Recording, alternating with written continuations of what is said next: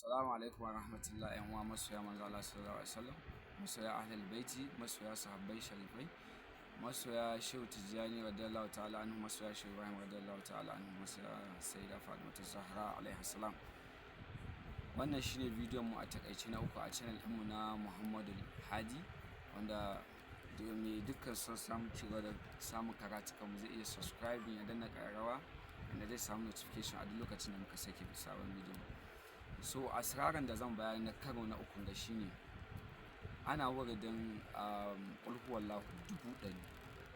Zaka iya fara shi ranar Lahadi, Litinin, Talata, Laraba, Alhamis, Juma'a ka ida ko Asabar yawa. Zuwa Asabar zaka iya yin 20,000, zaka yin 10,000, 10,000, ranar 100,000 ma ka haɗa rana ɗaya ne falillahi alhamdu ba matsala. Da in so samu ne ma kai so biyu. Duk kuma duk asran da kewa in ka karanta ka ce hazi hadiyatu minni ilayka ya rasulullah, za ka yi shi 100,000. ana karanta salatul fati 100,000 shi ma.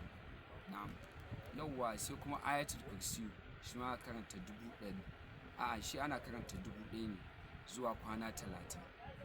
shi ma ana da mai son ganin manzo Allah a zahiri ke. Ayatul kursi kafa 1,000 ranar Alhamis da ranar Lahadi. Bayan nan ana karanta jauharatul kamal, za ka iya karanta 1,000 zuwa kwana 40. kuma kun san ka'idan karanta jauhara karanta ta sai da alula kuma a zaune. Za ka iya in ba lokaci ba hali za ka iya karanta 100 har kwana 40. ga kuma wanda ya ce masu son tura hadiya a matsayin mana ahlul baiti, ofe number ina shi ne 9035125977. Assalamu alaikum wa rahmatullahi.